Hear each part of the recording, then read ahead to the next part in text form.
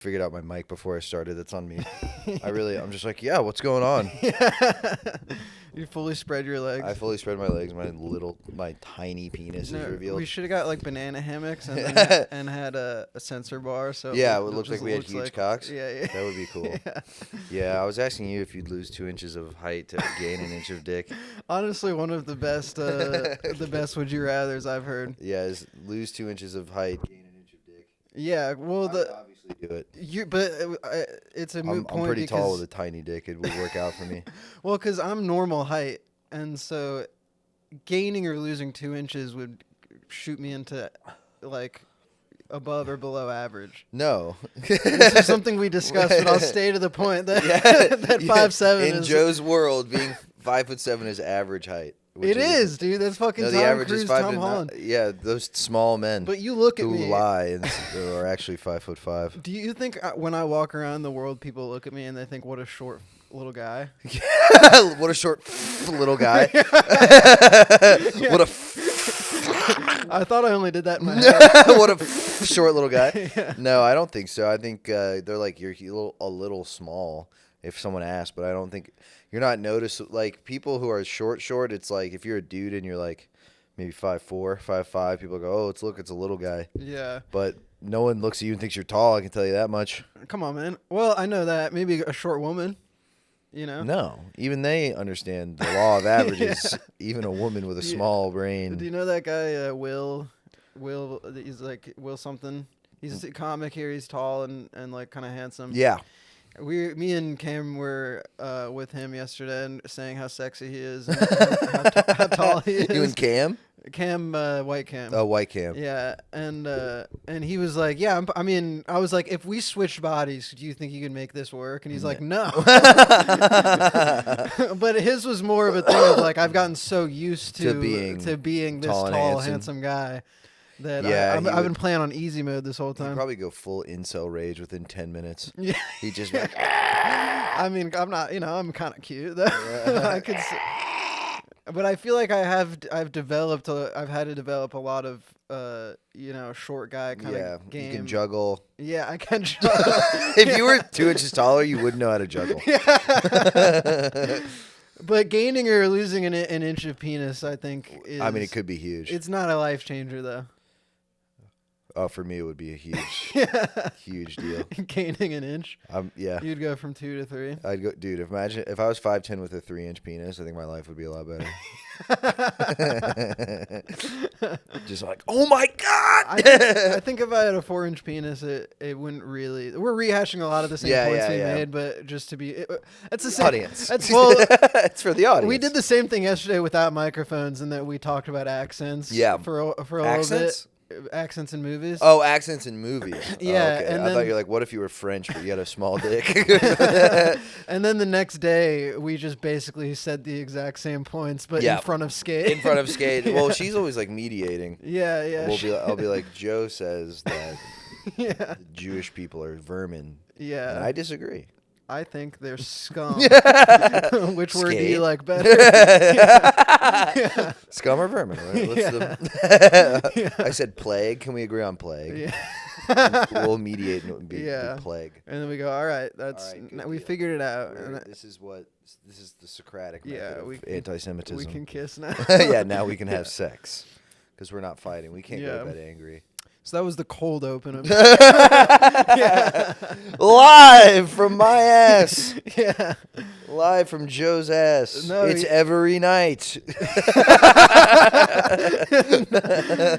I just poop every night. Yeah, that's what you meant. Yeah, no.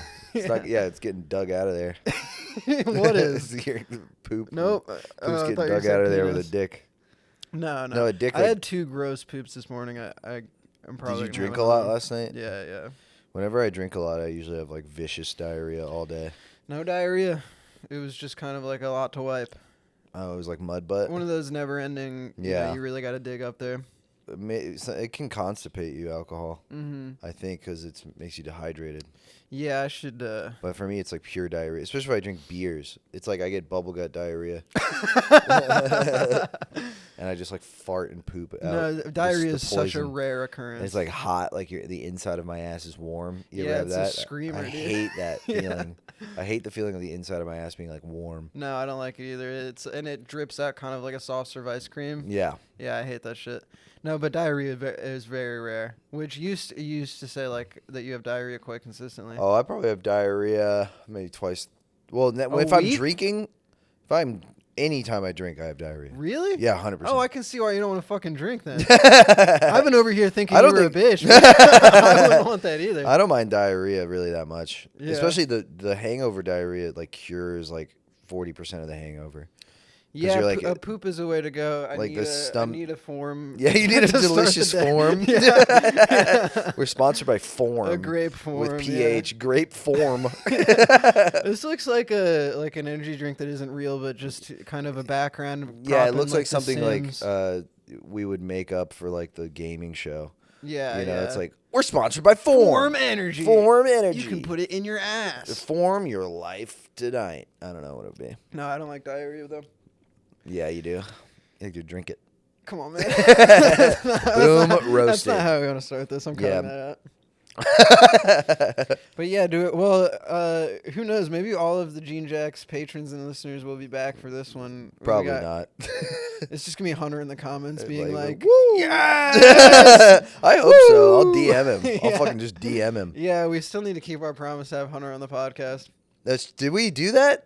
Well, we would always mention him and then say, like, We'll give you a call or he's something. our biggest fan. Yeah. Yeah. And, He's our so fan. yeah, Hunter, we're back. It's one of such a small podcast. Yeah, So you can go, well, Kevin. You had the idea of catching them up on what each other has been Yeah, doing. I didn't write anything. I know, off the dome. Off the You wanna dome. just describe my life. What's it been? 2 years? Yeah, something like that. Maybe 3 years. It was when I moved to New York, so 3 years. Yeah, that's Was crazy. that 3 years ago? Yeah, I moved to New York in November 22. How long did you live there before I moved?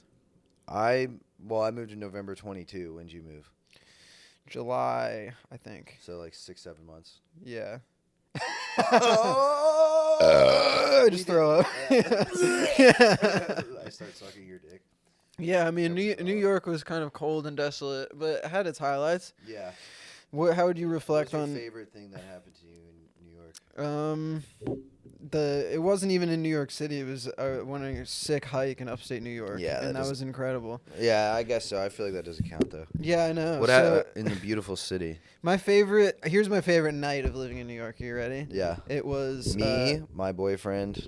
it was playing Mario Party with you and In Dayton? In Dayton. Oh, that was a blast. that was fun. No, here was my favorite all-time night though. It Yeah. was, I didn't have anything to do that night, Mm-hmm. and my roommates were all at work. And, Nice.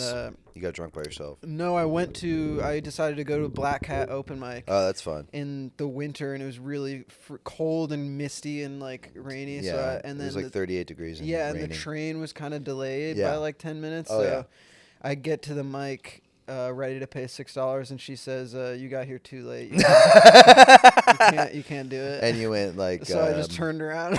And you said, "I'm back, back in the New York groove. No, I I'm remember. back." Yeah, and then I walked home and I went, "This sucks." Dude." And then I called my girlfriend who broke up with me.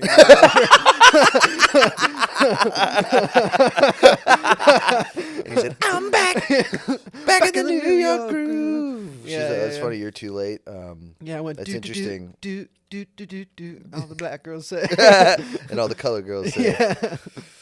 "Take a walk on the wild side." So yeah, that was a highlight for sure. And then Joe moved to New York, and then he was a she and said, shaved his legs and sucked on a dick and said, "I'm Joe Jackson. I'm gay." I mean, what was some of your highlights? I mean, If you were talking like ironic highlight lowlights, I mean, it was a very similar interaction or night that I had in New York, where one time I did a mic in Bushwick and it was horrible, and then I bombed for $8 to no one, and then for 3 minutes. for It's like, 3 minutes I bombed to no one, and then it was cold and it was 38 degrees and raining, and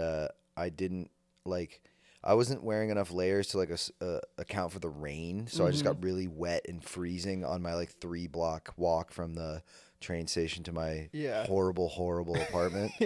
And then I started like laughing like maniacally. Like the Joker. I was literally having like a Joker moment. Like it was so funny. I was so cold and so wet, and I hated New York so much. Yeah. And I was so sad. There was text behind you in the comic panel. It's just ha ha ha. Yeah, ha, ha. yeah. And It's you're like kinda or like grabbing your face. right. Like And that. it's like you don't even see my face. It's just all blackness and eyes and like a smile that has red lipstick. Yeah. Well, it is funny also to recount this stuff because we were here for all of it. We had. It's like What do you mean? Well, we had just watched each other go through all of this. It's not. Yeah, it's not yeah, like, yeah. How's your life been? Yeah. I mean, we saw. we did. We see each other every day. Yeah, we saw each other a good amount in New York, but it was tough too. Even just like, oh, me and my friend live in the same city. He lives in Crown Heights. I live in, not Astoria. Where the fuck did I live? Sunnyside. Yeah, Queens. Queens, and it's like 6 miles on a map and 90 minutes on a train. Yeah. Because there's no trains on Long Island. Like there's no trains between New York or between Brooklyn and Queens. Yeah, I would there's try to one. It's read the a G, book or and it's like something. yeah. I mean, it's horrible. You have to like. It's god awful. You get really used to the long distance traveling though. yeah. Like It's so funny, An they're like- hour seems like nothing. Like here, if you asked me to walk 30 minutes somewhere, I'd be like, "You sound insane. yeah. What the fuck are you talking So about?" take my car. I'm hammered. Let's Yeah. take my car. I'm really drunk. Let's take my car. Oh, where are we going? 5 minutes away. We could walk there in 15. I'll take my car. I'm drunk. Yeah. I'm blacked out. Could we take my car, please? Yeah. I just want my car You're to be going there. from one bar on 6th Street to a different bar on 6th Street. And I'm like, hold on. I got to get my car. I just love driving drunk. Yeah, that is a big difference between Yeah. here in New York. No, New York sucks. You can't drive drunk there at all. Yeah, that's a good bit. Yeah. It's really hard to drive drunk. You have to take the stupid gay train. Yeah, I think my least favorite part. I'll take that back. That was my least favorite thing about New York is no drunk driving. One time I was in New York and I was at the Stand and I got really wasted and I got wasted with some friends, but one of them had a car and they lived in the same neighborhood I did and they were also wasted and they were like, "You want to ride?" And I was so drunk I was like, "Okay." And then I get in, and me and another comic get into the car. Oh, is this that lady? Yeah. Say her name first. No, and last. I'm not gonna dox. Yeah. I'm not gonna dox my beautiful friend. But anyway, so drives us home, blacked out, nearly like 3 near accidents. My heart is like beating out of my chest. It was so scary. I remember once she just turned in front of you had to cross a highway, like a 2-lane highway, and turn left, like across this bridge between Manhattan and Queens, and she just cut off like 6 rows of cars, and they all Good luck, slammed. everybody. Yeah, dude, she literally hit I go now. Yeah. She hit a I go now and just was like, ah. She goes, fuck you. Yeah. Dude, she cuts off 6 people and goes, fuck you. I mean, I'm not gonna lie. I've been there. And said fuck you and cut no, off I everybody didn't else. cut off anybody. But when you're driving drunk, you spend a lot of the time getting in the car with the other people, like establishing how amazing you're gonna be, like I'm how such a good sober drunk you driver. are, or I'm the just coolest like guy. trust me, guys. You're like, trust me, I did a couple bumps. I'm good. Yeah, that is the mentality. I'm good. Does anyone have a bag? I'm all right. I mean, yeah, the other night, listen, I'm not condoning drunk driving.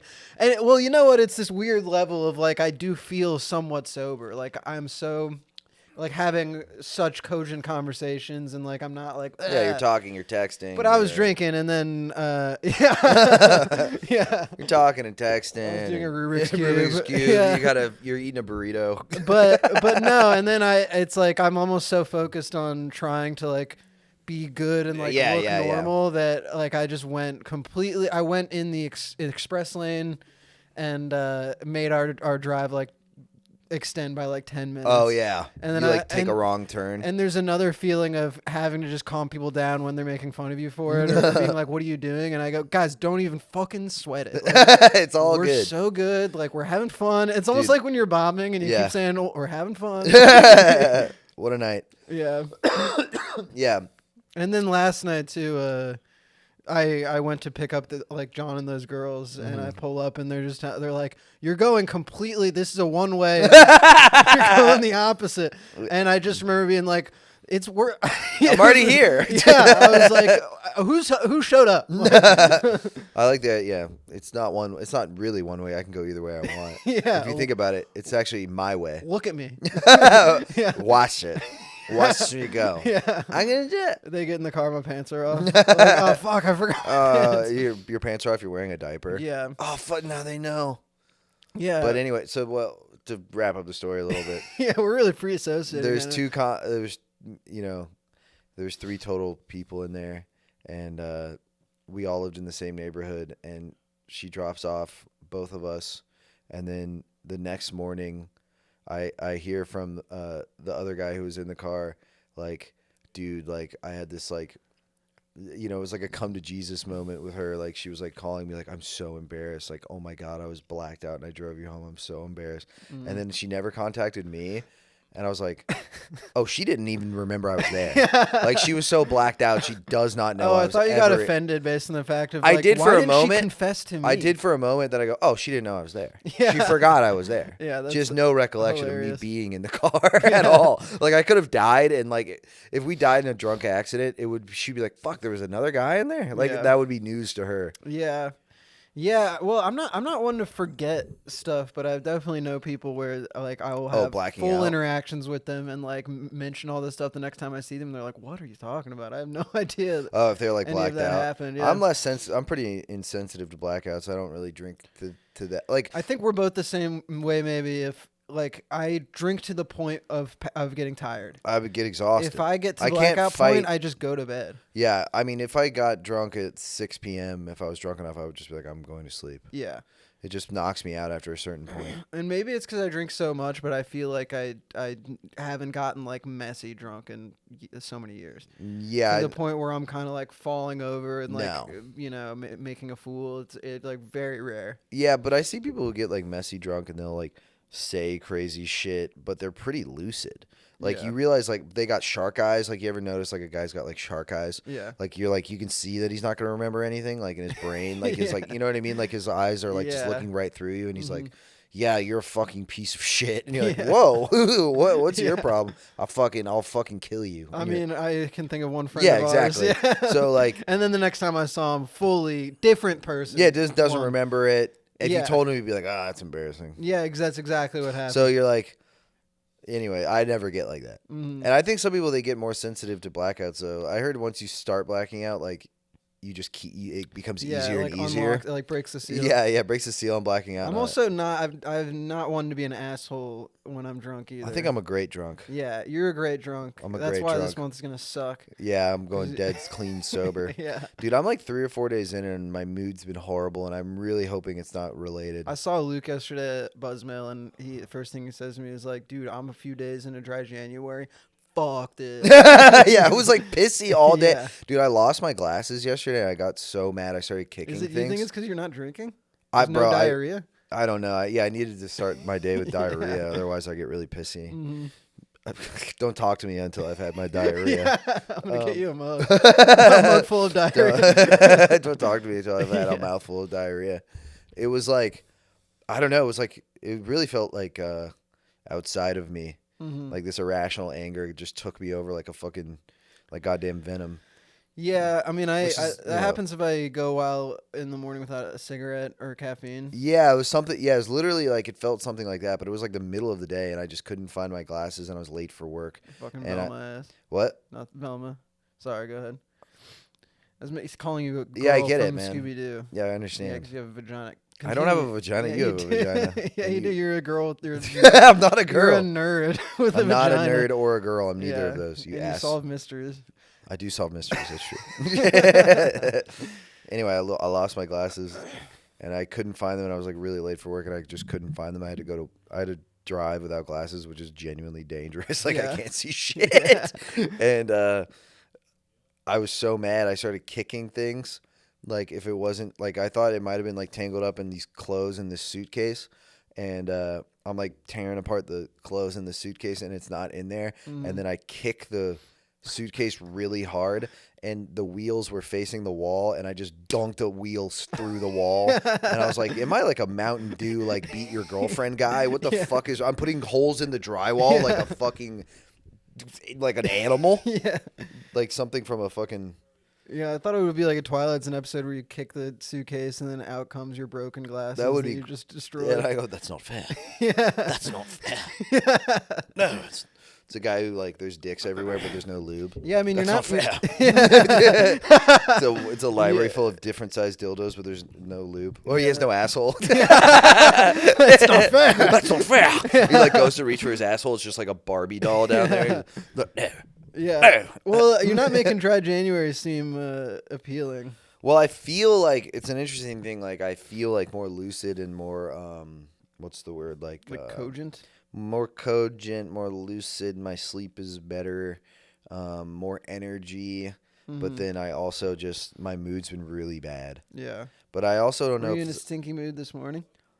A little bit. I was kind of humdrum going into bed, and I wrote in my journal, which I really only do when I'm feeling distraught. It's not really a practice. It's more like a meditation. And then you just have a document full of your it's just worst I'm gay. anxieties. I'm gay. I hate myself. Yeah. I'm gay. Yeah. I'm gonna end it all. Yeah, and then it's drawings of all your roommates with big Yeah. X's in their eyes. Yeah. It's like an arrow pointing to a stick figure. It says me. I have a gun. Yeah. There's like a children's hospital. Yeah. Plan to kill Joe. Yeah. Plan to. Yeah. It's like how plan to dispose of like, girlfriend's body. It's like plan to kill Joe, and like N is backwards, and it's the number 2. Yeah. I'm completely illiterate. There's poop on the page. It's covered in poop. You start eating it. And then I start eating it. Yeah.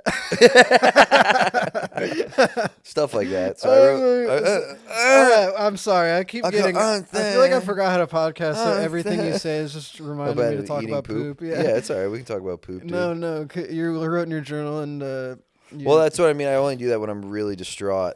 I don't do that when I'm like feeling normal. I don't even think to. I just usually just like game or just jerk off or go to bed. Either it's I need to work something out and I need to express some thought, or it's some kind of productivity thing of like I haven't done shit today, maybe writing in the journal. Yeah, well, yeah, exactly. Yeah. Or it's either like guilt, productivity guilt, or just like sadness. And last night it was sadness, and I just wrote this thing. Can you talk yourself out of it through the journal though? Yeah, I did pretty good. Because I can write a journal and then start to explain all of these anxieties, and suddenly by the end of it I'm like writing out a gratitude list. Yeah, what happened was I was thinking about the crux of the journal was like I kept thinking about this, like it was a similar feeling I just get sometimes of just like dread or like thinking, assuming the worst, like a kind of cynicism about the future or whatever, just assuming it's gonna go bad. Yeah. And thinking that like I've made I've made such grave errors in my life. Like all these decisions have led me to like obscurity and poverty. Yeah. And but it's so funny because I'm trying to think of what could possibly be like the catastrophic decisions you've made in your life. Well, I mean, just like it's mostly just like why I should have been a teacher. Dude, I should have just gotten like a decent degree and just had like a nice job. And just maybe I could have done stand up or whatever. I mean, I'm like our younger ambitious selves really fucked. That's what I think. That's how I feel like my young ambitious self really fucked myself. And like I was talking to Jimmy about it once, and he was like, "Well, it's like sort of like the deal you made." Like, and I was like, "Yeah, but I was like fucking 18 and stupid." I mean, it's not fair. Yeah, I mean, well, it's the thing of when you're young, the whole world is ahead, your life is ahead of you. There's like you really don't have to do anything. The present moment is all there is. There's no like like you just have so much time. Yeah, you have time to fuck around. You have time to play so video much time. games. You have time to like be creative without really needing to worry about it or money. And I was thinking about that because I was thinking about like just how wrong I was about like time frames. Like when I was like 18, I was like, okay, I'm gonna do comedy, and then by like 25, I'll be like a comedian. Yeah. Now I'm like 30, and I'm like, it's gonna be a while. I think I had always known, based on like Louis always talking about it and whatnot, that it's such a old man's game. You know, like because I was such a Louis dick rider, and so he would, he'd always say like, oh, it takes 20 years to be like decent at it or whatever. Yeah. And I just don't think I ever thought about stand up as like a career, a path. Like I didn't know what I was doing really. I still kind of don't. As far as like I just kind of do it and I don't even think about what I'm doing. Yeah. But no, now that I'm trying to make money and stuff. I mean, really it's when I was younger, I don't think it didn't feel like there was any other option for me other than something like I went to film school or like writing or stand up or whatever. Yeah. It didn't feel like I was made to do anything else. Not in like a passionate like dream kind of way. I just literally couldn't conceive of like a regular career. No, me neither. It didn't even enter my consciousness. Yeah. Like it does even still a little bit feel like if I wasn't pursuing something, I would be like dead. What do you mean? Not in a dramatic way, but like life is over now. I've chosen my thing. Oh yeah. I'm like resigned. Yeah. Yeah, that makes sense. Like if I stayed in Florida or something. Yeah. No, I would think about that too because I go to Tampa and Tampa's fucking nice and it's like you grew up near the beach and stuff too. Like South Florida's like nice and Boca Raton. That's like rich nice. Jude, it's like graveyard. Well, it's not so great, but it's but Tampa you got like the beach and it's like the weather's nicer and I know everything and I have old friends and it's like this could have been like a lane. Yeah. If I just had different priorities or different goals, like if I just was like, man, I'd love to be like a civil engineer, that would rip. Yeah. Imagine if I was just a civil. It's not you though. I know, but it would have been nice. Yeah. Just a different genetics or.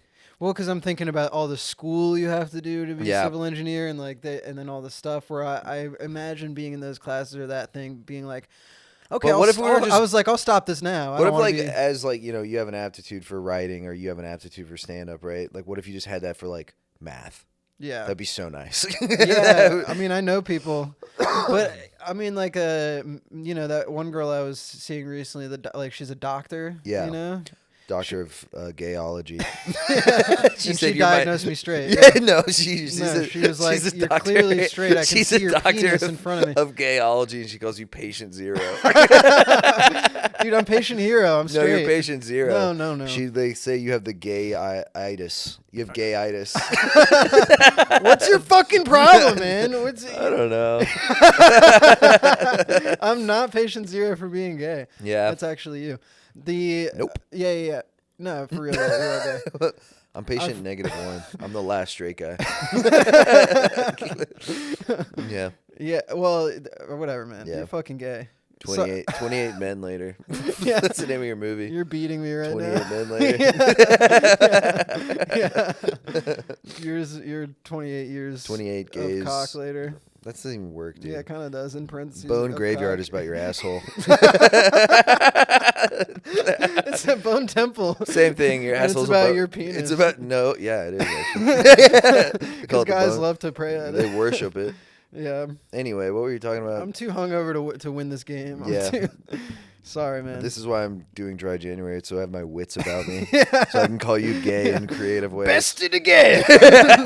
I have like red yarn and like a clipboard, or not a clipboard, a corkboard. Yeah. I'm like, how is he gay? You're just standing in front of it, stroking your chin. Yeah, it's like True Detective Season 1. I just have a storage container filled with information. Yeah. She's like, you're going to want to watch this. Check it out. What if the thing was Matthew McConaughey's character thought child porn was really cool, and then he gets disappointed when Woody Harrelson is like, "Oh my god!" He's like, "Check it out." Yeah, yeah. He's like, "Yeah, it's gross." Yeah, it's like AI pictures of Dora the Explorer getting fucked by dudes. Yeah, having sex with a monkey. Yeah, stop saying odd shit. I've always wanted to see Boots have sex with Dora. Because you go 5 minutes without being a freak, man. Yeah. I think we should walk into oblivion and watch AI gay porn. Yeah, stop saying it's a ghost town full of children naked. Stop talking about the map, man. You're freaking me out. Yeah. I can't really do Woody Harrelson. I always just do Matthew McConaughey. Yeah, I can try. Hold on. If you... Nah, it's hard. He's got a weird voice. Something about the vaccine. He's like, ew. I can do Matthew. Yeah, I can do. Tootski. That's my favorite line in that. Tootski. He's got the little spoon, the tiny spoon. Tootski. Yeah, but as I was saying, the amount of work she has to do as a doctor sounded so crazy to me. Do you know what kind of doctor she was? Well, she's in training right now, I believe. I didn't listen to a word she said, but she rotations or whatever where she's like a lady doctor, huh? Yeah, but let you do that? She's done surgeries and she'll like cut people open, weird. whatever. But I kept trying to wrap my head around, like, how do you dedicate 70 hours a week to this thing without being like, I mean, that's not even crazy. Like, doctors are nuts as far as, like, hours. Yeah, I think she's putting herself in the position of, like, working less eventually, but a lot of 70 hours is nuts. That's why they have terrible relationships. It's like #1 divorce rate. I think, really? is doctors, yeah. That makes sense. They're not even available whatsoever. No, I mean, they make fucking money, but yeah, it's worth it. That's for not money. even that much of a motivating factor. Where if some people are, like, I would just love to make $80,000 a year. I think I would pull the gun out of my mouth. Perfect. That's the number. That's the pull the gun out of my mouth number. Yeah, the only guy I knew in Florida. Realistically, it's 62. Yeah, that's achievable, right? Yeah, that's achievable. I just feel like I just need like 6 years and then realistically I'll make 60 grand. Realistically, we'll just fall into like a very comfortable and not too like in our way day job. We'll get I feel like I'll just know somebody who's got like an easier sales job where I can make $65,000. Well, you got the new construction job, which is gonna. I think you'll like it. Yeah, I think that's the plan. Is work there and then. I mean, if you get decent enough at it, they'll probably promote you. They promoted Tony. Yeah, and he's a psychopath freak. Yeah, it's crazy to imagine Tony is the least freaky guy on a so set. much. Yeah, he's the man. I mean, he really made my Christmas. He was Santa Clausing for me this year. Yeah, got me a new job, a new computer, gave me head. Went crazy. Yeah, our buddy Tony Wellens. We should have him on the podcast when he gets back. He has a podcast now, Time to Tony. Yeah, we've been on it several times. Yeah, we were on it. It doesn't feel like a podcast, though. It's just us in the woods with microphones. Yeah, that was fun. Yeah. What was I going to say? I don't know, you're gay, and I'm not. Come on, man. But as far as... But I'm really not that, it was just a feeling yesterday. I feel better now. Well, yeah, you haven't drank. Yeah. You're going to feel like shit. Dude. You need to drink in order to feel good about your life. I don't know. I thought I was like, am I like withdrawing like emotionally from this? Like, is this what's occurring? I was like, I don't know. But I also stopped taking Lexapro like 3 weeks ago. So I was like, maybe this is that. That's probably a factor, yeah. Yeah, but I thought it would be like, I felt nothing, no withdrawal symptoms basically that were, I felt like weird ones. Like I felt like kind of lightheaded a couple times and I've been having weird dreams, but no negative emotional. Mm-hmm. And I'm like, is that this? If you start feeling icky again, like head icky, or would you just get back on it? Like if I felt like crazy anxiety. Yeah. With like it would depend. I'd ride it out for a few more months, but then you just set back to where you were. I don't think that'll happen. I think you would just set it back. Oh yeah, I'll just start taking it again. I still have a million of them. I could just do it myself. Yeah. No, enjoy the time where your dick works. Dude, my dick works so good right now. It's actually crazy. It feels really good inside Thanks, of me. man. I mean that. Thank you. Yeah. Like nutting really fast is so lit. No, it's not. It nutting sucks. fast rules. It's bad. No, it's good. I don't know. Well, you have a girlfriend, so I feel like it's chill, bro. Come on, bro, chill. You see my mouth when the podcast comes out. You have a huge cock. Yeah.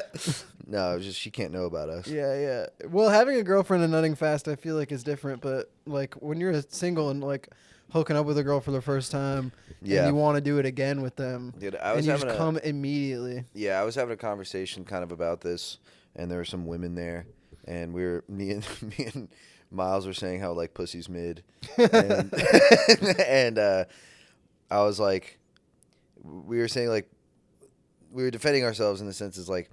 People ruin themselves, like they ruin their lives because of pussy, and it's like not even that good. Yeah. It's like they'll. I think that was actually a Joe Rogan joke that I liked, where he goes, "There's nothing in there. Yeah. It's empty." Yeah. That's what I mean. There's nothing at the end of it.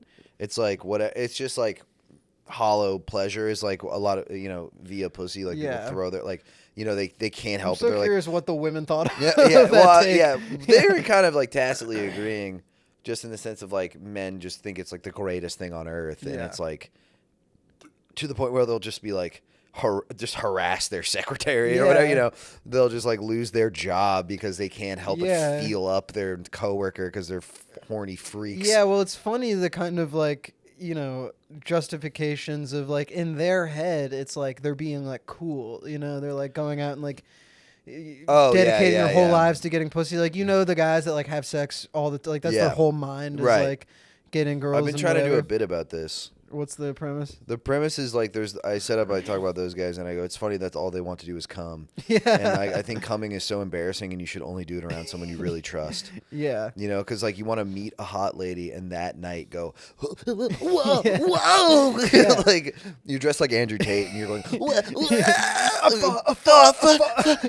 don't touch it, don't touch it, don't touch it, don't touch it anymore. Don't touch it anymore. Shaking. Yeah, you're like hyperventilating. You're like hyperventilating and moaning, and goo shoots out of you. Yeah. And you're like, I want to do this to a hot lady. And then What you are you start insane? crying. And you start crying, and you think about the first time you came and what your dad did to you.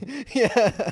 It's not good. Yeah, but I don't think they realize any of the stuff underlying that weird Of course, behavior. It's completely it's completely surface trying level. To fill the vacuum inside of Yeah, their soul. They don't even know there's a hole in their soul. No.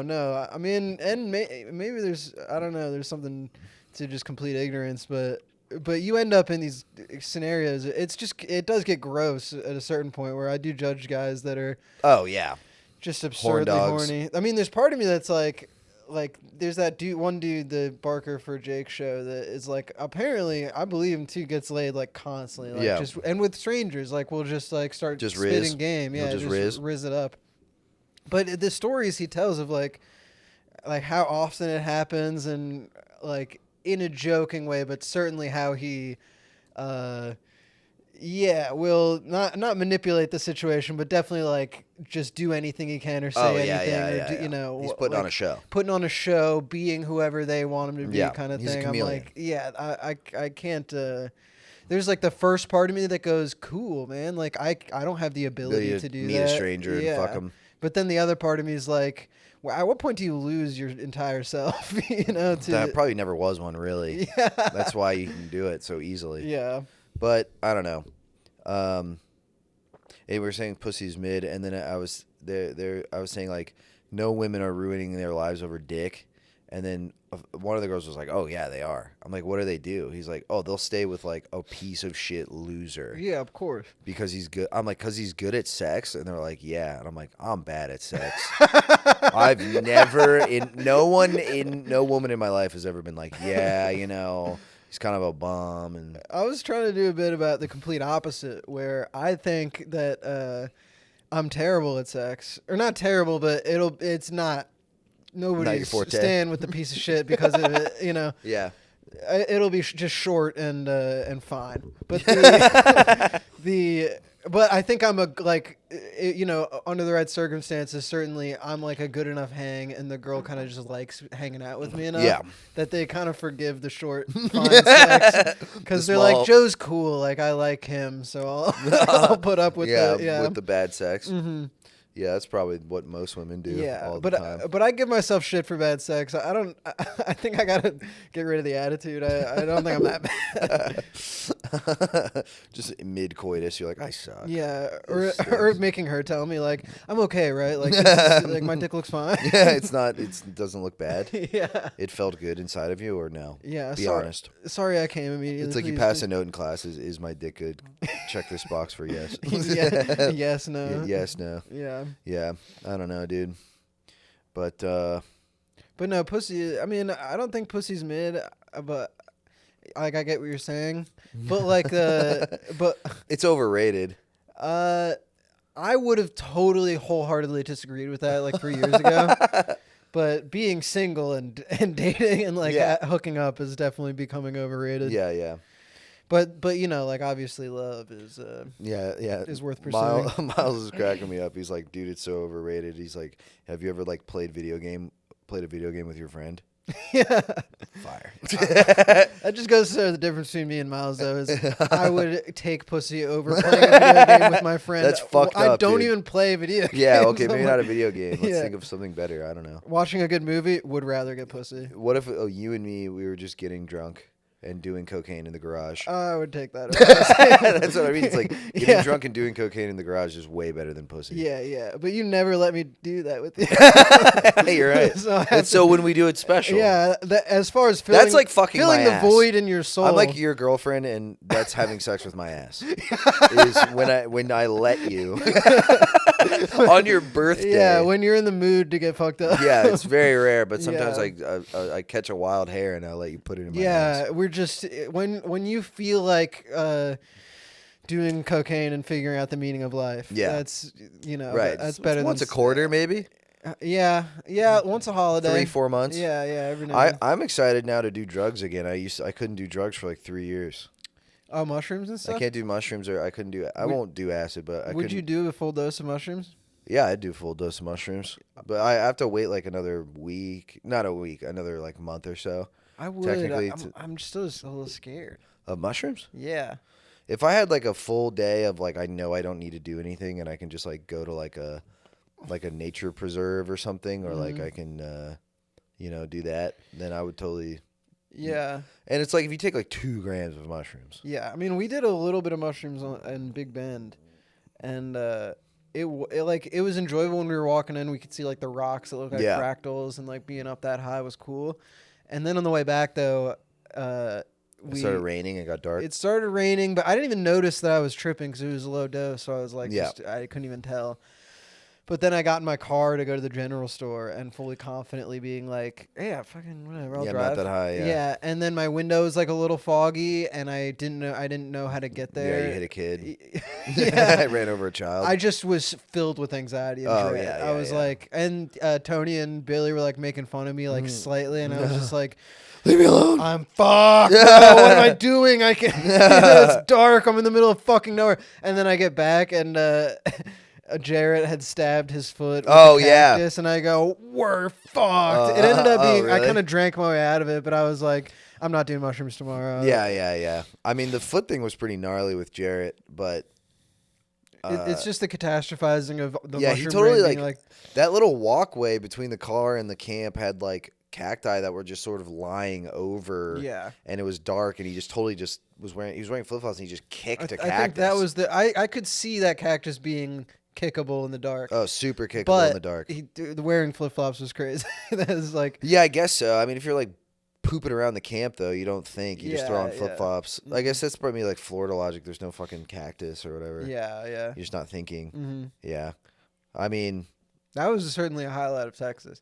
Yeah. Big Bend trip. Big Bend was lit. No, I would do drugs with you. I'd do a low dose and go see Spirited Away in theaters. Yeah, and I'd stare at the floor. And we'll just go downtown and ride scooters around. I don't want to go downtown. That's fucking bedlam. I was gonna say the idea of riding scooters sounds good, but I being downtown on mushrooms would be fucking awful. Yeah, I wouldn't mind like you start the day in Barton Springs. You take like 1 to 2 grams, so you're not really that fucked up. And you just kind of vibe and maybe jump in the cool water off the bridge. There could be a tit around.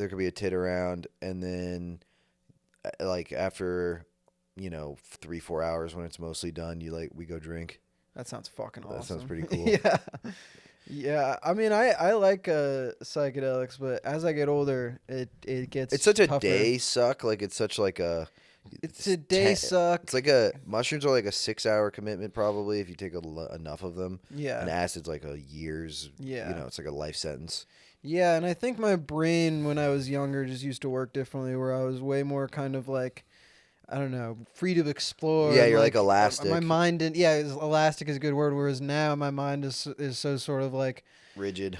There's a lot going on, but it's also more controlled, and there's more to think about, and so drugs really like throws you off into like a different direction. Yeah, well, I think there's like that thing with time and like novelty. It's like you kind of experience the same things over and over again or whatever, and then that getting thrown off by being like, I'm gonna take a whole day and just be on drugs. Yeah, that's way easier to do when you're 21. Yeah, I'm trying to think of being 30 and being like, this is my day, I'm on drugs is like kind of ridiculous. And then suddenly that affects your trip because you're like, I'm on drugs. Yeah, I'm ruining my and you think of like 9 things you could do. Like my kitchen's disgusting. That you haven't done yet. Like, oh fuck, I haven't paid the traffic ticket. Yeah. I have traffic tickets and a child or whatever. Yeah. So it's like no good that way. Yeah, Corey's just like hanging upside down. Yeah. Corey's leg just fell off of his body. And you're like, fuck. Put that back on. Shit, I don't know how to do that. I look over, Corey's fine. It's a different cat one. That's a life update. You got a kitty cat. Yeah. No, he's chill as hell. I got to feed him after this. Yeah, Corey. Yeah, he bit the fuck out of me yesterday. But it's so crazy, like the the relationship of like he will just like bite me out of nowhere. Yeah. It doesn't happen often, but like yesterday I was so mad at him, and then like 10 minutes later he just like kind of like comes up on my lap and like curls like, into sadly. a little spiral and like starts purring, and I'm scratching the neck. I'm like, what do you want from me? Like, he wanted to play with you. He wanted you to. He definitely did. He likes to roughhouse. He wants to get like a little fucked up. Yeah, that makes me feel bad for getting mad at him. Because he was just innocent. Yeah, I mean, you can't really be mad at him necessarily, but you can be like, don't do that. Yeah. But no, that's been great. Honestly, well, you know what? Like, back to earlier as far as, like, staying in one spot, you know, or, like, like, pursuing this thing versus, you know, kind of settling for a civil engineer job. It is, I feel like from the time the last podcast happened to now, of like having lived in multiple states and like, you know, all this stuff happening, have grown so much. Yeah. Like in terms of like maturity in life, I think just due to the fact of like moving away. Oh yeah. And like Florida. having to figure it out, not necessarily from scratch, because you know, I had friends in both states, but just I mean.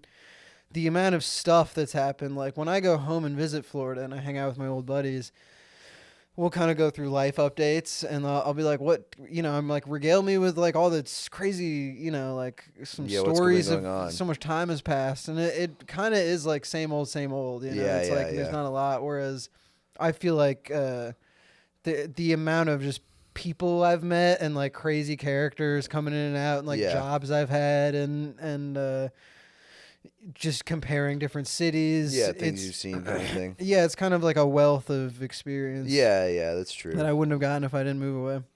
Yeah, no, I'm definitely glad to be out of Florida. Yeah, I mean, there's people here that I'm like really close to that I didn't even know a year ago. Yeah, same. Same with Corey. Me and him are like best friends now. Fucking.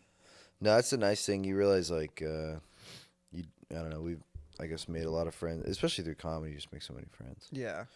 It's like easy to take for granted. That's something I realized like as I've aged, like how much more important it is to me than I realized was like this sense of community thing. Like I used to never really you take it for granted in like an Orlando scene or whatever the fuck. Yeah. And then it was like nothing. It was really like impossible to get that in New York. Yeah. Felt like just extremely isolated. Mm-hmm. And then coming here, it's like, oh, thank God.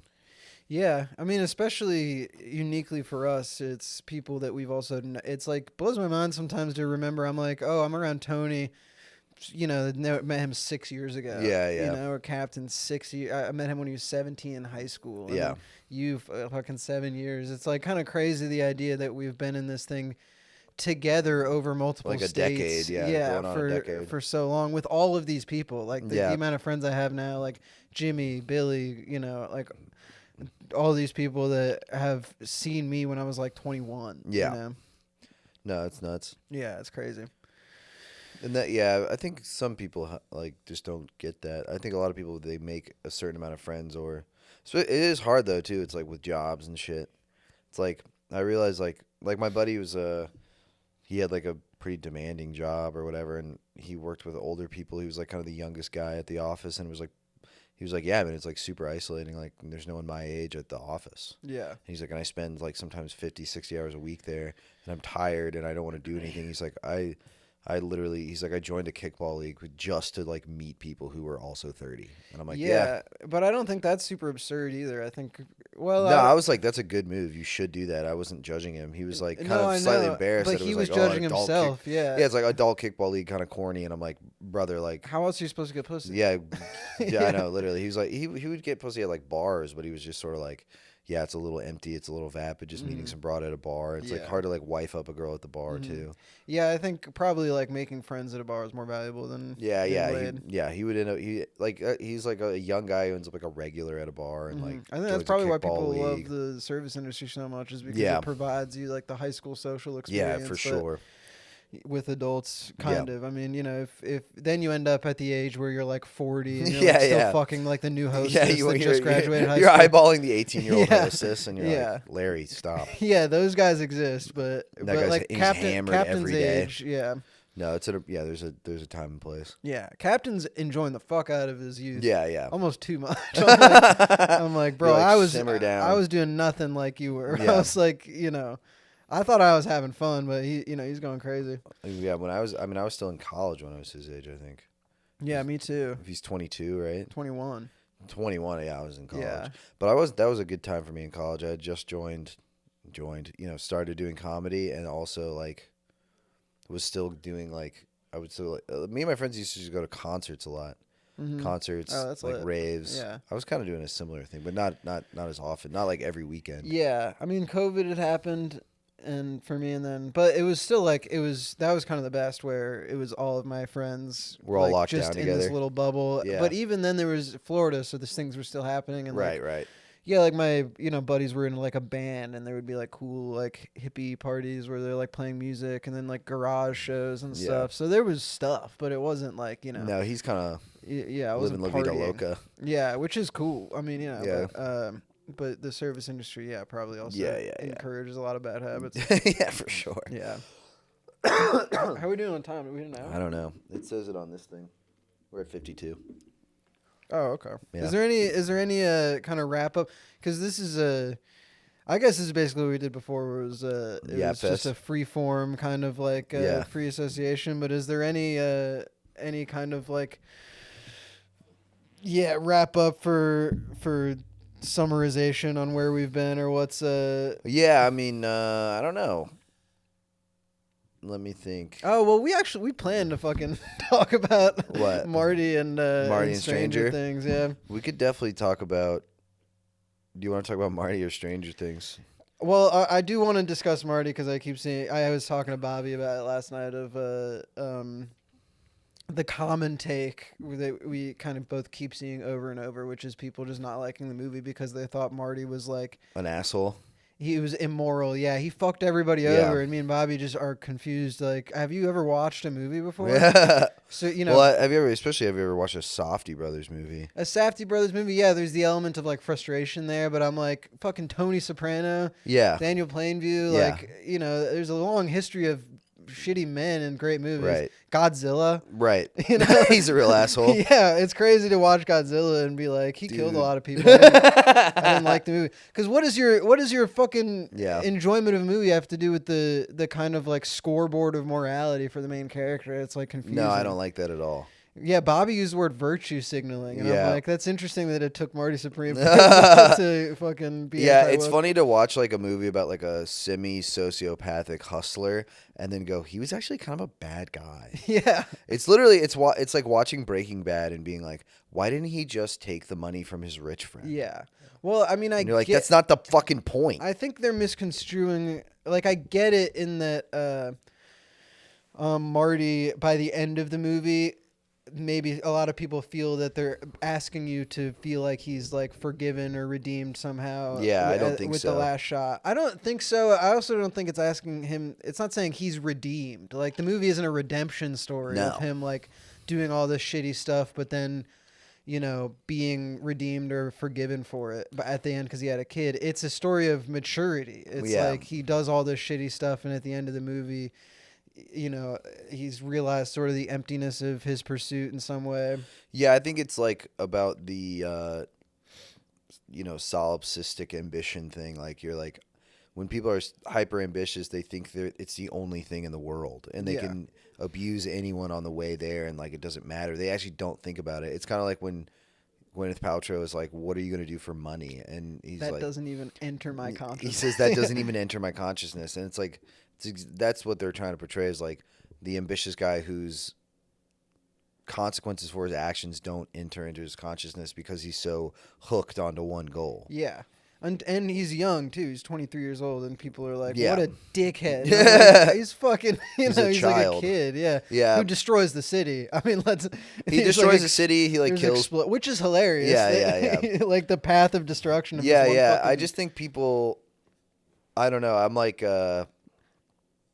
I like this idea of like not liking a movie because the characters aren't sympathetic. It's like, go watch Iron Man. Like, I'm pretty cynical about it. And I'm like, oh, the character not likable? Was he not likable? Yeah, I'm yeah. like, what do you... Well, that's the thing is I think a big difference. Well, there's a couple points because one, I think it's tied into... I've heard that take of Uncut Gems too, which is such a similar movie, but like someone saying like, dude, it's just like, he just sucks and I hate him. Well, I get it in terms of like I understood, like my dad didn't like Uncut Gems. He's like, the acting was great. Like I understood, like, you know, like I get it. I get what it's doing. He's like, I just couldn't watch him. He's like, he was hard to watch, which is true, especially for that character. Yeah. And then for Good Time, I was really stoned when I watched it. Like, when it came out. Time. It's a Safdie similar experience of like shitty main character, but he was retarded. I mean, there's the Benny Safdie playing a retard. Yeah. He's incredible. I mean, seriously, I thought he was mentally disabled when I watched the movie. I'm like, I can't believe that performance. Yeah. But Robert Pattinson, it was like I couldn't understand his any motivations. of the decisions or relate to this character in any way or be like, I'm like, this every 2 seconds I'd be like, that's so fucking stupid. Like, it was like frustrating. So like, I get that, but it has nothing to do with morality. Yeah. It's not like I didn't like the movie because Robert Pattinson was a bad person. Yeah. Yeah. I mean, I like a lot of things where the main character is a bad person. Yeah, but it goes to this thing of like these people, and it's my fault for looking at TikTok and like seeing this stuff, but so many people who conflate this kind of cultural conversation. I saw one guy who I know on Letterboxd say, in the current political moment, a movie like Marty Supreme is encouraging blah, blah, blah. And I'm like, dude, I mean, it goes without saying, but like, this is art. What do we do? Like, yeah, well, it's funny to be like in the current political moment and think like, this movie about an ambitious ping pong player it's like, what are you talking about? Yeah, I mean, right. Should they have talked about the idea? Should they have talked about Venezuela? Like, what? If you're doing a fucking movie review, you shouldn't be allowed to say fucking male loneliness epidemic. I mean, it's ridiculous. You saw it with Joker, which was also fucking stupid, but that's even more stupid because it's Joker. I mean, it's like, it's about Batman. Yeah, but so Marty, it's like. But that was trying to do like a political satire thing, or trying to do a what's it called, a social commentary thing. I think so, but there is. It was trying to do like an incel. But I think if you're reviewing thing. a movie, it's like I think there's a difference between not even reviewing, but like if it's like, what do you think of this movie, and you're writing like a Substack think piece instead of just like how did it make you feel? Well, yeah. Well, some people. Politics is so integrated into their identity that they can't separate it. Yeah. And like, and every piece of media becomes political. Yeah. But I didn't really think there was much anything political about Marty Supreme. I thought it was just totally about dogged ambition and I think if I were to watch it again, there's probably stuff to pick apart as far as like the kind of Jewish aspect of it, you know, what do like I've seen some people make the case of like it's kind of about like Jewish cultural immigration or something like that, and you've got like the Mr. Wonderful is like the evil kind of capitalist stooge. Yeah, I would need to read an article about it. I didn't see that, but it was a lot of it was like, you know, Jews living in the village in tenement housing. Yeah, and you're what does he say, like where I come from you have to fucking fight to survive or whatever it is. Yeah. Well, I think that I took that as more of being poor in New York in the 50s. Yeah. Yeah, this is just being a poor Jew in New York in the 50s too is probably, you know, pretty shitty. Yeah, and there's stuff with Japan, but either way, that's what it's about. To do with Andrew Tate. It has nothing to do with Joe Rogan. Well, he wants it to be like it's a sort of that rags to riches, like that sort of dogged ambition that a lot of, I think, self-made poor people, especially like a single mother raised poor person who's like like, just driven only by their own ambitions. Like they take on like this massive responsibility. Yeah, it's inherently destructive. Which is inherently destructive. Yeah, it's like anti-communal. It's completely individual.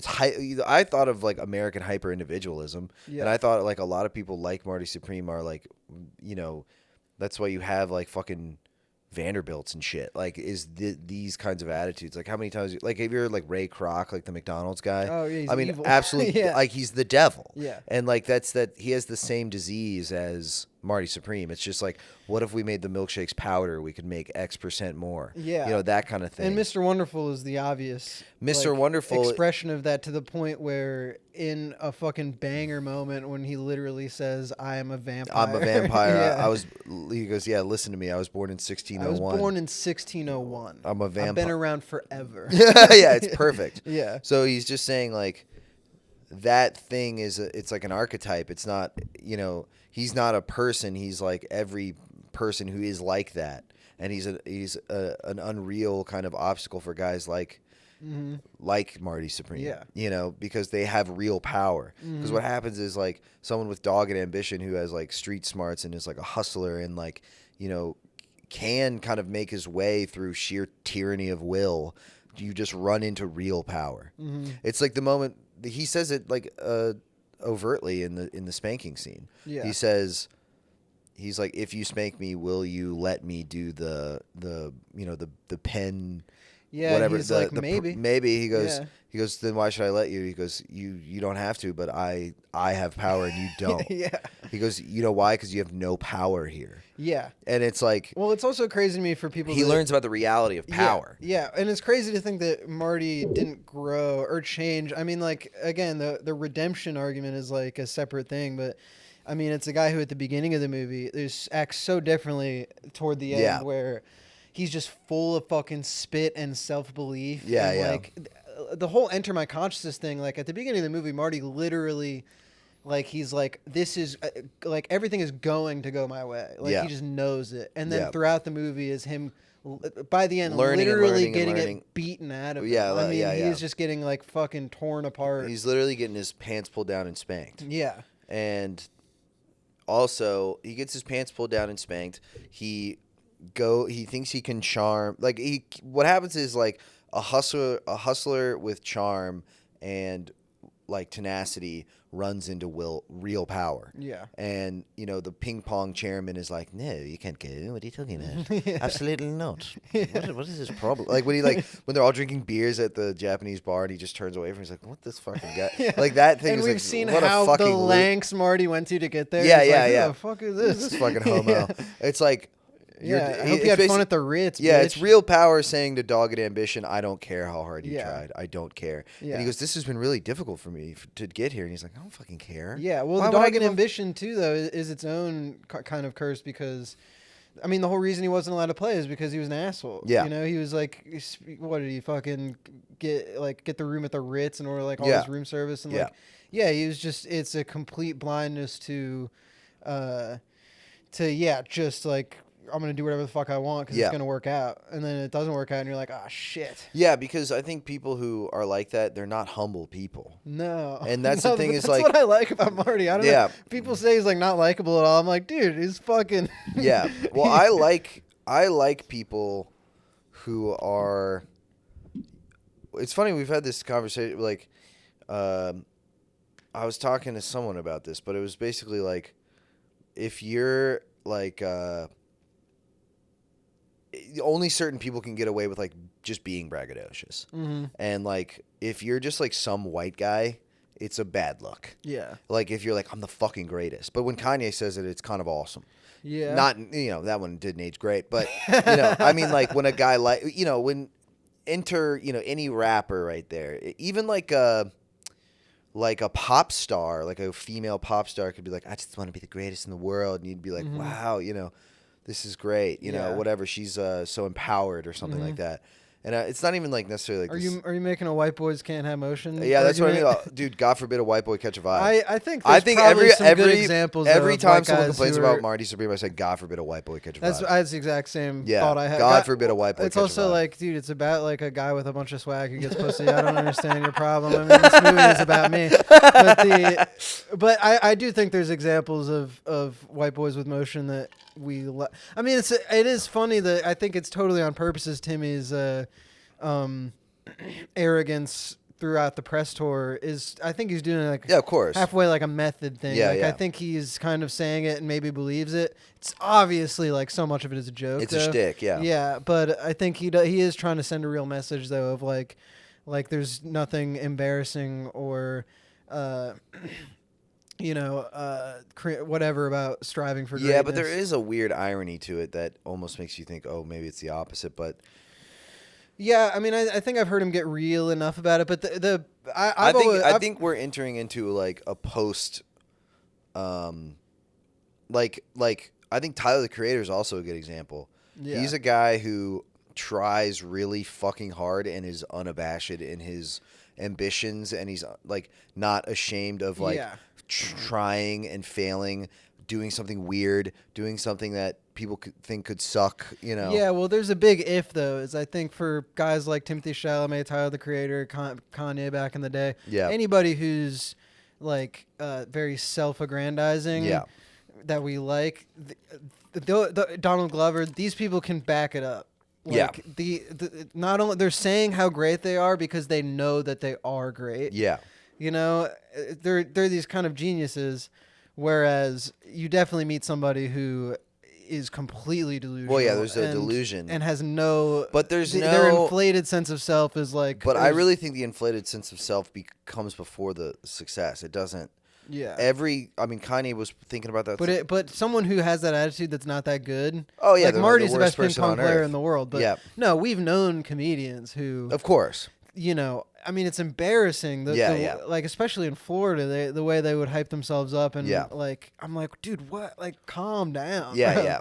Well, I think self-awareness is just an important part of the equation. Yeah, self-awareness or just intelligence. Yeah, what these kind of artistic figures we're talking about, I think what they have is self-awareness. I think if they were to be like overly humble, you'd be like, shut up. Yeah, it'd be contrived and stupid. Yeah, I mean, or just like, dude, no, say you're great. I don't know. I'm just a guy, and you're like, you sold 1 billion records and I go back and forth. Arenas. Like I can relate to this, right? Because I remember when the Daniels won for the fucking Everywhere All at Once, and I remember one of them getting up and being like, "Who imposter syndrome or something," and like cringe. And I'm like, you have an Oscar in your hand, and you're like, but I do get it. I just don't like I would rather them be like, I guess we'll never know. You know? It's well, it's not the Mamba mentality. It's not a championship mindset. Yeah, it's not Marty Supreme Christmas imposter Day. syndrome. Yeah, it's like very like Reddit. I mean, we've all experienced imposter syndrome, but like at a certain point, you're like, I have an Oscar in my hand. Yeah. Like, I made something great. You know, like I like people who are aware of what they're what's going on around. Yeah, just banger after banger after banger. Yeah, amazing movie after amazing movie.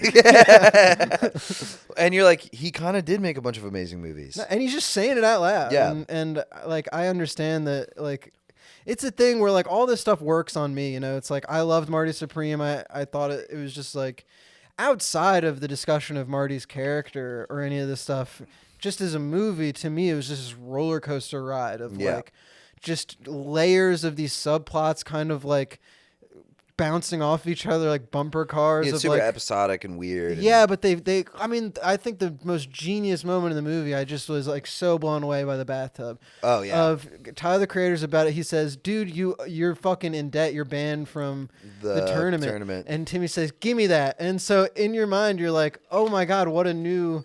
That's crazy. He's banned from the tournament. What's going to happen? And then the bathtub falls to the floor a man's arm and sends him straight into another storyline that kind of interacts with everything else. I'm like, this is such a crazy way to fucking write a movie. And it's wild to me. Like that's another critique I don't understand. Not that everybody has to like it. Like we're talking about these critiques. It's a weird thing to like. I don't know. When people say it's plotless, I'm like, that one I don't. I also don't care. I love a lot of like things. That's a taste thing though. Like I don't care if anybody else. I didn't like that. Someone was telling me that like the not that it was plotless, but that there were like loose ends or like that they were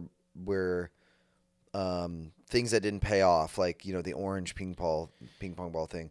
And I was like, well, first of all, that did end.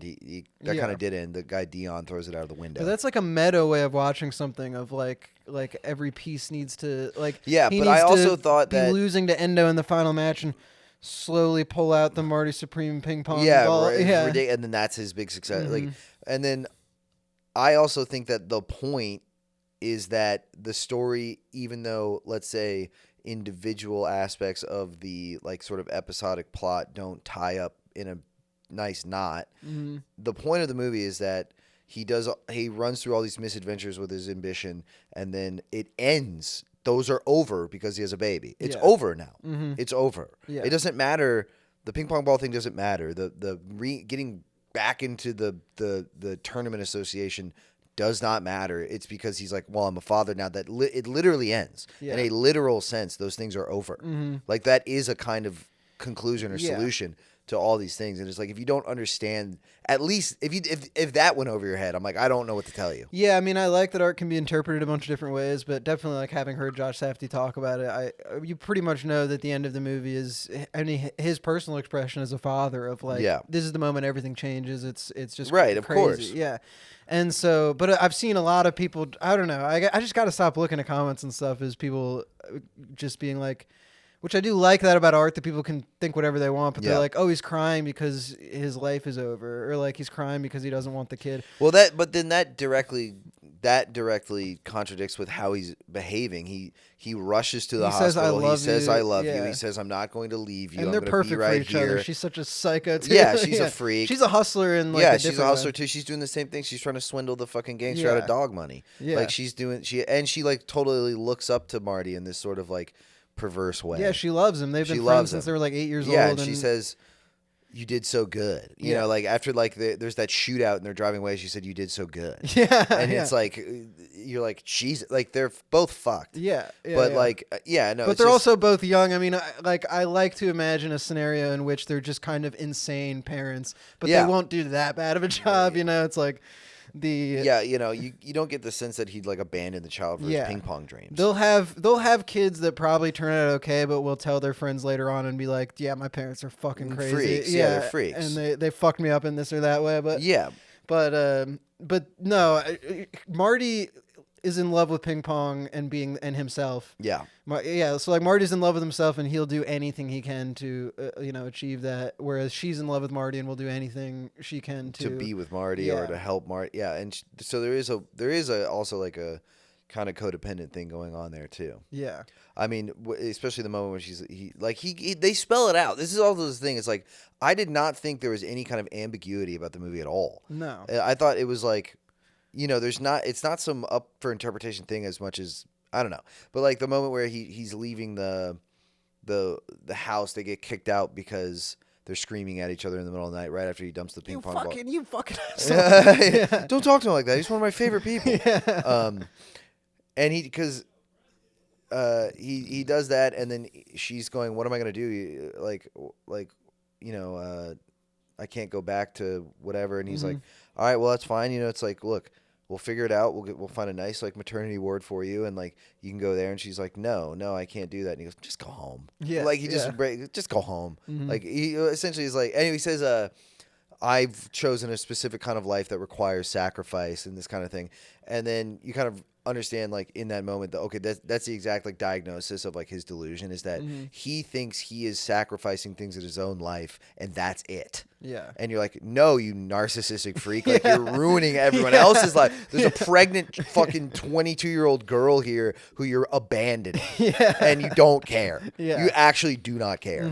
So I thought that was like it's like total critique of guys like that. It's not a celebration, And at the end of the movies, he's not.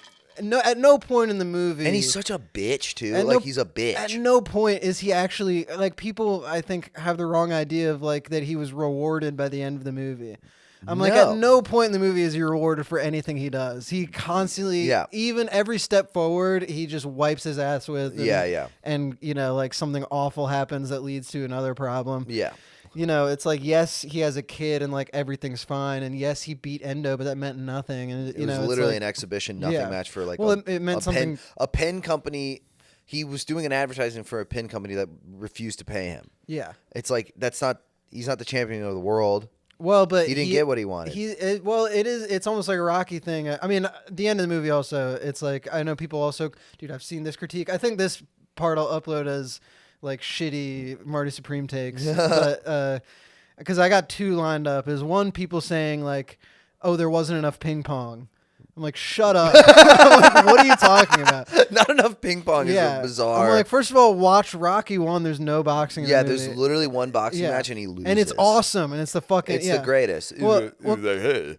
Well, yeah, because it's not about... Hey, she's not retarded. Yeah. She's not retarded. Yeah, it's not about boxing. It's about going the distance. But and Marty Supreme, I think that last sequence... Also, not Rocky, but Sylvester Stallone sold his dog for that movie. Yeah, I think he got it back, though. He got it back at the end, but that's how much he cared about his fucking dog ambition. Dude, he sold his dog. He was the Marty Supreme of Philadelphia. He kind of is the Marty Supreme of Philadelphia. He's got head trauma. Yeah. He's like kind of... That's a good impression. I'm a little slow. No, so that whole sequence, I was biting my fingernails and they were flying everywhere like a cartoon. It was incredible. I was like, I can't believe this fucking movie, and it was just so great. But yeah, he wins the match, and in my mind and in his mind, you can kind of rationalize of like now he is the best player in the world. Like Endo is the best tennis player in the world, and then he just beat Endo, so he's like, all right, I'm the best. Yeah. Nobody else needs to know it. I don't need to be the fucking celebrated for it, but I'm the best in the world. Like he does communicate that a lot too. He's like, I could be the face of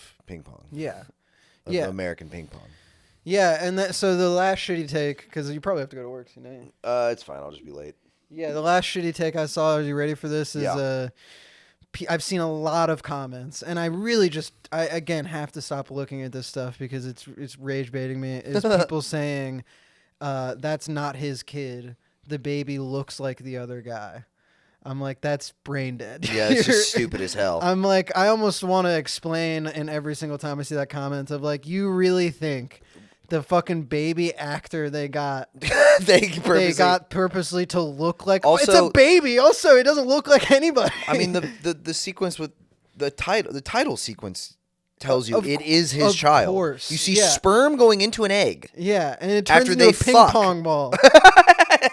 I'm like, I mean, just to glaze it some more, I thought the music was awesome. I've been listening to the score. The score is because it's One Oh Tricks Point Never. Mm-hmm. Is he that he did Uncle Jams? He did Uncle Jan. Mm-hmm. He did Uncle Jan. I think he did Good Time too, but I don't know. But he's awesome. I mean, he made that. You know, listen to the album R+7. Yeah. I mean, if you like, you got into kind of some not goofy, but some quirky electronic music, like Kraftwerk and stuff. Yeah, but it's more like Aphex Twin or something like that. I like Aphex. It's awesome. Yeah. I mean, it's R+7 is an unbelievably great ambient album. Yeah. And then he makes the music with the Softy Brothers for their, Yeah, he's been interviewed a lot. He seems like a fucking smart guy. It's the Daniel, I forget his last name. Yeah. Lornman or something. But that score is so good. Yeah. Yeah. I mean, it's crazy. I want to glaze it all day, which, part of me is like mixed with the 80s music. Yeah, the 80s music. I mean, I like the way he described it too, of like setting it with modern music in some ways is telling you like this is someone looking back on their lives from a point in the future. I mean, it's just it's idiosyncratic and what do you it's the best. It's been a while since I've seen a movie where the only thing I can say is just like this part was good, like everything about it was good. I mean, last year it was Anora, I just loved. Yeah, Anora's fire. I think I just love a good movie about similar endings in a weird way. Similar endings, similar movies, honestly. Yeah, and then the girl just starts weeping. Anora just starts gets dick one last time and just cries. Yeah. They both kind of experience like real love for a moment and then it ends. Yeah. Which is like the best. Mm-hmm. Oh, yeah, and they're very similar characters in terms of... They're both kind of just movies about love. Tenacity, yeah. It's love and striving for something greater than what you have. Yeah. And also, they're both like... being a merry prankster and kind of a trickster. Yeah, sort of, Mary Gang in a dramaturgical sense. Yeah. Just the emotional metaphysics of it all. Yeah. Yeah, so movies are back, bro. Movies are so back. Timmy's so back. Mm-hmm. He's the chosen one. He's the chosen one. That's just also a great line, too. You look at the newspaper, and she's like, is that you? Yeah, the chosen one. He's like, go to page 8. It's like in the back. You have to hang out with me if I can land this apple. Yeah, I love that he just wants old pussy, too. Oh, yeah, it's amazing. I mean, I honestly think... And also, I didn't bring this up, but Anthony Fantano had an amazing review of it where he gets the whole thing wrong. I saw, dude, it's so funny. I've been telling Luke to watch it because And he's like, I don't know, like a bunch of people said these negative things about it, and he recounted like basically all that you said, and I was like getting fired up because I was kind of before you mentioned or like at the same time like and before you spelled it out here really like he was mentioning this sort of like same critiques, and I was just getting so fired up about it, and I was like everyone who saw that is a fucking idiot. Yeah. Like I there was something like he was talking about the subplots, and I was just saying, like, dude, anyone who's like upset that the plots didn't wrap up just missed the entire point of the movie. Yeah, well, I can. And then someone saying, "Oh, it's like Mark Riboulet, that fucking homo. I hate that guy. Yeah, I fucking hate that guy." I think that. Well, I don't know, because it's not like I'm not defensive of the movie. Where I like, it's like you don't have to like it. Like I really understand if it's not their kind of. They movie. called it like an ode to narcissism. I'm like, you're so dead wrong about this. Like my dad not liking Uncut Gems, I fully get. Like he just didn't enjoy the experience of watching. He's like, I found the character too frustrating. Like, yeah, I'm like, I get it. Like I really understood why he didn't like it. Yeah. And then, and I could understand why he wouldn't like Marty, because it's similar, similar-ish. I think he'd like it more. Dude, for I saw sure. it with my dad. He said it was boring.